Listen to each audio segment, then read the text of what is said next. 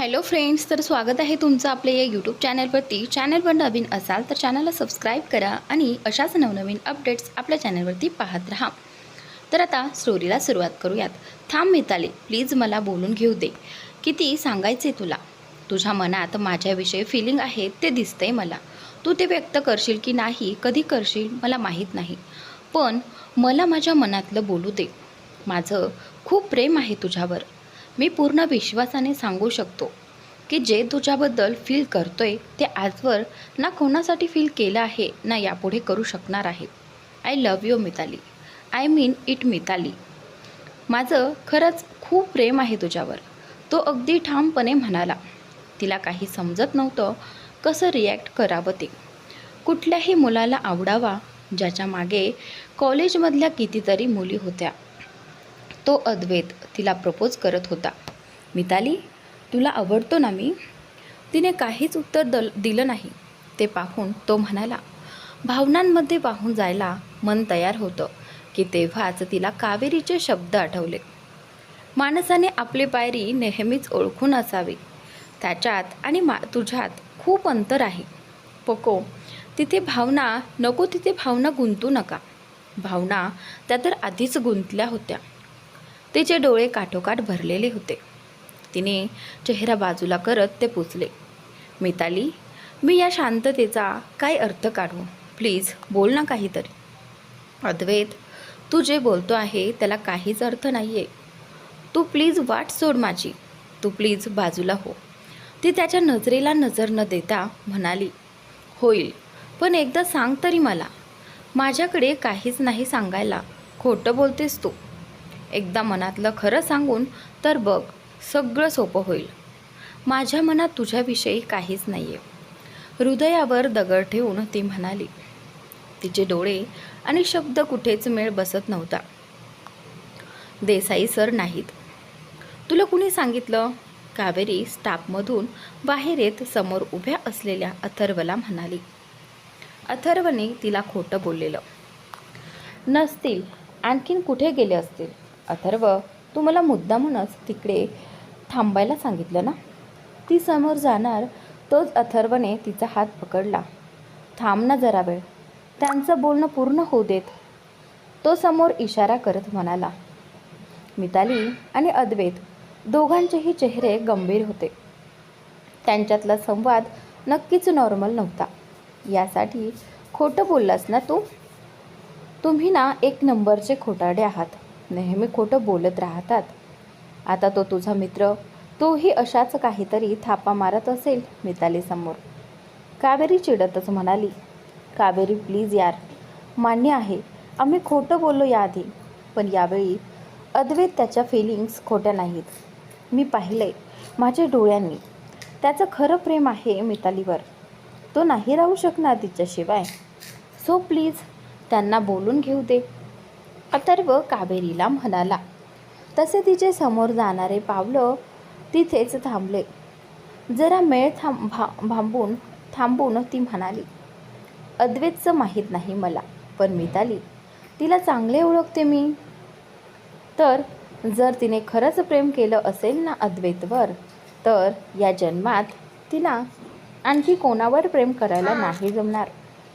मग तिला भेटी किंवा न भेटी, तिला भेटो किंवा न भेटो, अथर्वच्या हाताला झटका देऊन कावेरी मितालीच्या दिशेने गेली. खरंच हेच उत्तर आहे का तुझं? अद्वैतने विचारलं. हो, हेच उत्तर आहे माझं, तिने ठामपणे सांगितलं. ओके मग, मी नाही येणार तुझ्या वाटेत यापुढे. एवढं बोलून तो तिथून निघून गेला. मिताली, काय झालं? कावेरीने विचारलं. तिचे लाल झालेले डोळे पाहून. प्लीज चल ना इथून. मिताली तिचा हात पकडून तिला तिथून घेऊन गेली. माझ्या घरी चल, आज आई बाबा नाहीत घरी. मिताली तिथून निघून गेल्यावर अथर्व धावतच अद्वैतकडे आला. काय म्हणाली ती? तिला काहीच नाही वाटत माझ्याबद्दल. खोटी बोलतीये ती. तिला ना तिच्या त्या बॉडीगार्डची फूस आहे, अथर्व म्हणाला. म्हणूनच सांगत नाही ते राहू दे. तिला जर खरंच वाटत असेल माझ्याविषयी काही, तर ते तिच्या ओठांवर नक्की येईल. मी वाट बघेल. आणि जर तिने नाही मान्य केलं तर तसं नाही होणार. तुला एवढा विश्वास आहे? हो, अद्वैत अगदी निश्चयाने म्हणाला. तिनं त्याचं प्रेम सरळ नाकारल्याने खूप दुखावला गेला होता तो. पण तिच्यावर कुठली जबरदस्ती करायची नाही हेही ठरवलं होतं त्याने. तो घरी आला. अद्वैत, कसा गेला पेपर? माधव त्याला म्हणाले, चांगला. गुड. तुझं ग्रॅज्युएशन पूर्ण झाल्यावर तुला 2 वर्षासाठी MS करायला USA पाठवायचं ठरवलं आहे मी. म्हणजे तू ते झाले की बिझनेस जॉईन करू शकशील. माधव त्याच्याकडे पाहत म्हणाले. पण त्याचं लक्षच नव्हतं. अरे अद्वैत, तुझ्याशी बोलतोय मी. काही म्हणालात का? हो. आणि कुठे हरवलास तू? You need to be focus boy. हा एवढा पसारा सांभाळायचा आहे तुला समोर जाऊन. माधव म्हणाले. तुम्ही काय तो आल्या आल्या सुरू झालात. खायला आणू अद्वैत तुला? साधना म्हणजेच त्याची आई. मला भूक नाही आहे ती विचारत असते. साधना, मी निघतो. माधव बॅग उचलत म्हणाले. आपल्या पोराचे काय बिनसले आहे वगैरे जाणून घेण्याची त्यांना काहीच गरज वाटली नाही. त्यांना इंटरेस्टही नव्हता त्याच्यामध्ये. जराही लक्ष न देता ते बाहेर निघून गेले. या माणसाला बिझनेसशिवाय काहीच दिसत नाही. मी बघतो, थांब. आप्पा म्हणाले. ते अद्वैतच्या रूममध्ये आले तर तो गहन विचारात गढून गेलेला. त्यांनी त्याच्याजवळ बसत विचारलं, नाव काय आहे तिचं? मिताली.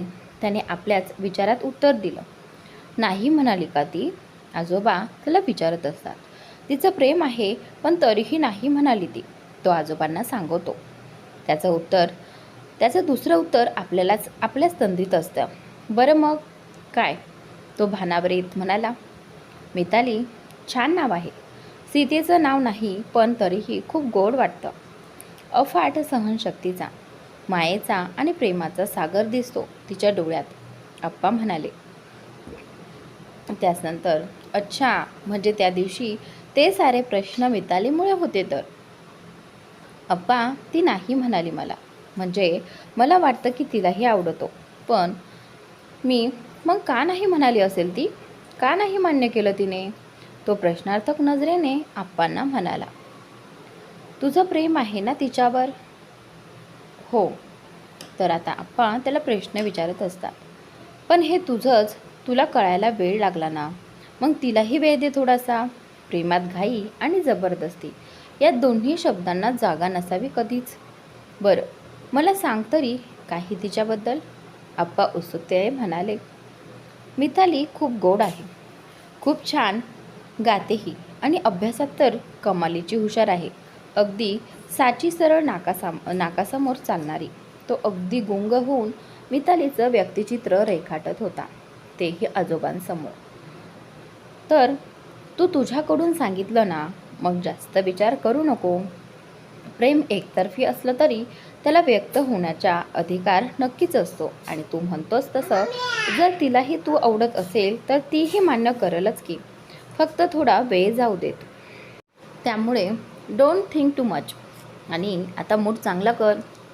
बरं मला सांग, सुट्ट्यांचा काय प्रोग्राम आहे? अजून तरी काही नाही. तर असं कसं? गावी जाऊयात आपण 10-12 दिवसांसाठी. अथर्वलाही सांग सोबत यायला. आणि तो आणि तू बरेच दिवसात फिरकला नाही इकडे, त्यालाही चल म्हणावं. आपण चौघेही यंगस्टर म्हणून मजा करूयात. आप्पा त्याच्या पाठीवर थोपटतच म्हणाले. मिताली, तू सारखी रडत राहणार आहेस का? की काही सांगणार पण मला काय झालं ते? मिताली आली तेव्हापासून सारखी रडत होती. तो म्हणाला की त्याचं प्रेम आहे माझ्यावर. खरंच असं बोलला तो? हो अगदी खरंच बोलत होता तो. तू काय म्हणालीस मग? तर आता कावेरी तिला हे सगळे प्रश्न विचारत असते. मी सांगितले त्याला की मला काहीच नाही वाटत त्याच्याविषयी. मग खूप त्रास झाला त्याला, खूप दुखावला गेला तो. आणि हे पण म्हणाला की जर मला काहीच वाटत नाही त्याच्याविषयी तर तो परत माझ्या वाटेला येणार नाही. मिताली, तू शांत हो पहिले. तुला त्रास होतोय, कळतंय मला. तू जे सांगितलं ते योग्यच होतं. आणि तसंही खरंच खरं प्रेम असेल त्याचं तुझ्यावर तर ते दिसेलच ना समोर. पण आता मिताली म्हणते की पण बिन काही नाही. मी सांगितलं ना तुला, वेळ सगळ्या गोष्टींचं औषध असतं. आता पहिले चेहरा धुवून घे आणि फ्रेश हो. कावेरी तिला स्वतःकडे वळवत म्हणाली. Mamma mamma. अनिकाने तिला हाताने धरून खेचले तसे ती भानावर आली. मितालीचा फोन आहे. तिने डोळे पुसत फोन कानाला लावला. मिताली, अगं कुठे होतीस? कधीपासून फोन करत आहे? अद्वैत पलीकडून म्हणाला. फ्रेश होत होते, तिने उत्तर दिलं. ते डॉक्युमेंट्स ज्याच्याविषयी मी बोलले होते त्या तुझ्याविषयी, ते तू उद्याच साईन करून सबमिट कर, म्हणजे जर्मन ऑफिसलाही पाठवता येईल. बरं ठीक आहे. अद्वैत, हा प्रोजेक्ट, ती समोर काही बोलणार तोच म्हणाला. अगं खूप चांगला आहे. ते Madhav Desai, he is a very nice person. त्यांच्या मुलालाही भेटलो मी. तुला त्या सगळ्यांसोबत काम करताना खूप मज्जा येईल असं आता तो म्हणत असतो. मला तिने आश्चर्याने विचारलं.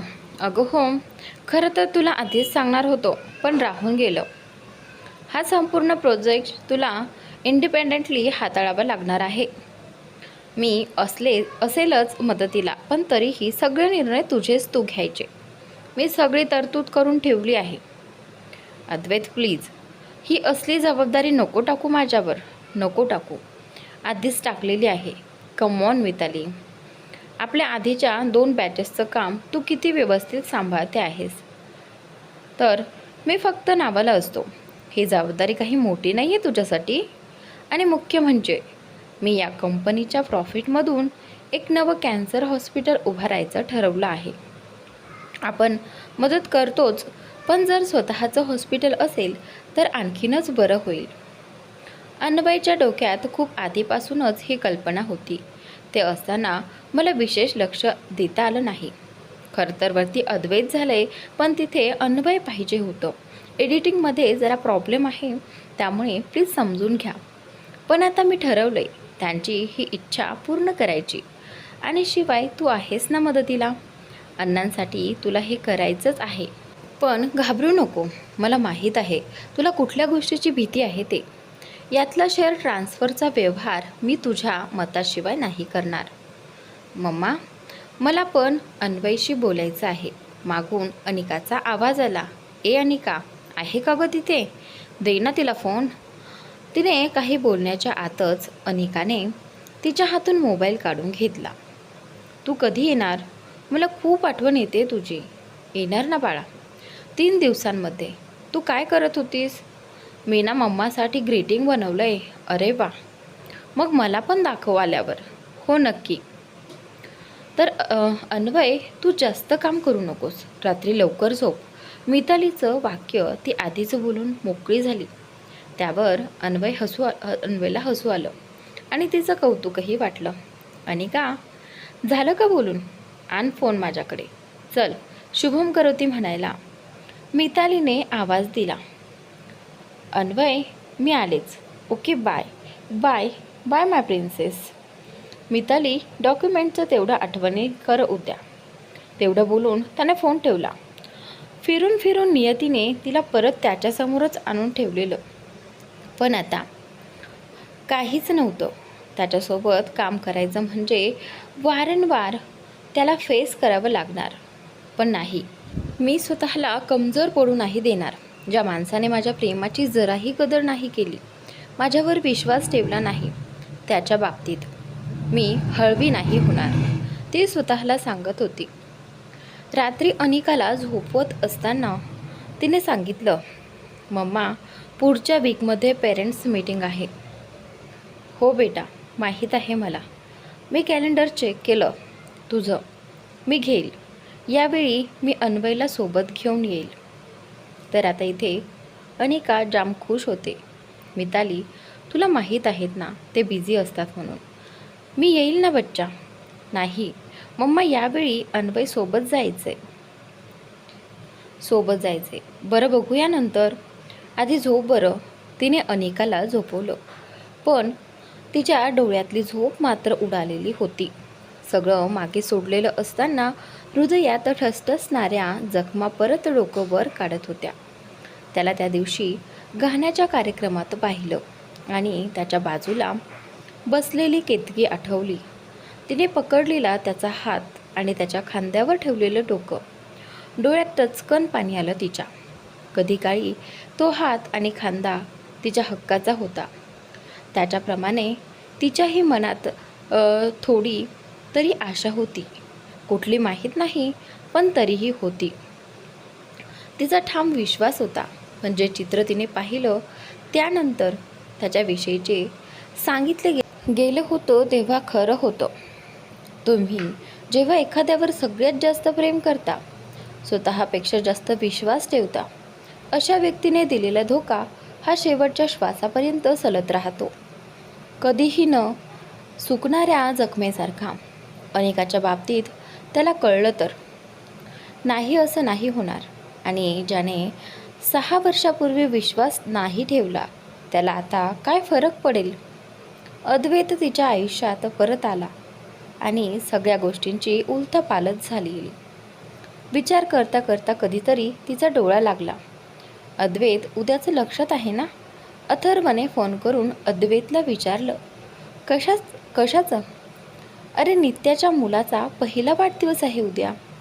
काहीही म्हणाण्या, पण हा आधी आपल्या दोघांपेक्षा किती स्लो होता. पण या बाबतीत बराच फास्ट निघाला. पस्तावं आपण राहिलो बिन लग्नाचे. आणि तो लग्न झाला, पोरगा झाला आणि आता वाढदिवससुद्धा. कर ना काहीतरी. तुला कोणी थांबवले आहे? मी तर आजही तयार आहे रे, पण मनासारखी पोरगी तर भेटली पाहिजे ना. ते सोड, ठीक 7 वाजता जायचं आहे उद्या. कारण नको. निशा वहिनीची सक्त ताकीद आहे. हो कळलं. अद्वैत आता त्याला म्हणतो. पण अन्या, गिफ्ट काय घ्यायचं? मी सांगतो आईला, ती आणेल काहीतरी.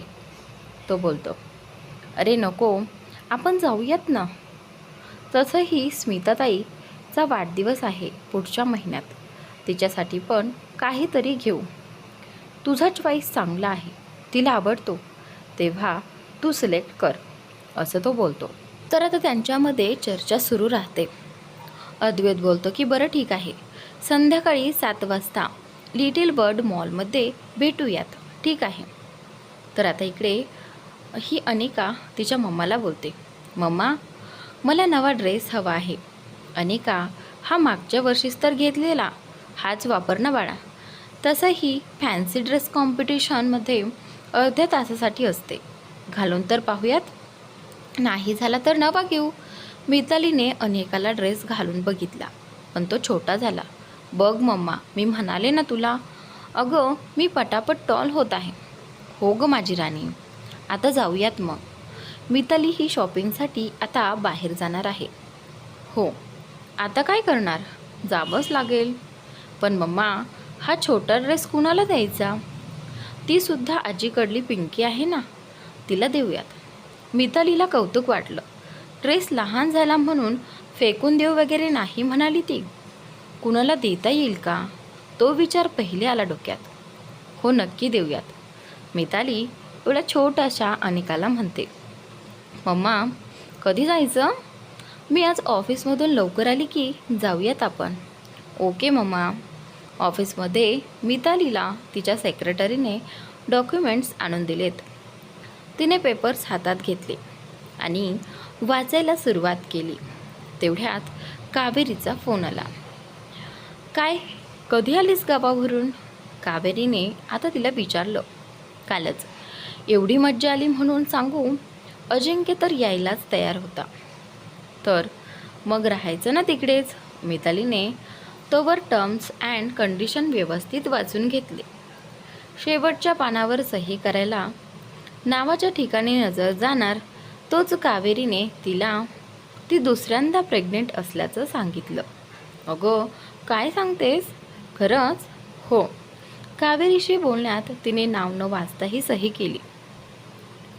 रश्मी, हे घे, सबमिट करून टाक. ओके मॅडम, ती बोलते. कावेरी, अगं कसली भारी बातमी आहे. भारी बातमी सांगितलीस गं, मिताली तिला बोलते. हो, मलाही कालच कळलंय. मग जयंत एकदम खुश असेल ना? आणि अजिंक्यसुद्धा? नाही ग, त्याला नाही सांगितलं अजून. आणि जयंतचं म्हणशील तर तो मात्र फार खुश आहे. यावेळी मुलगीच पाहिजे असं म्हणाला.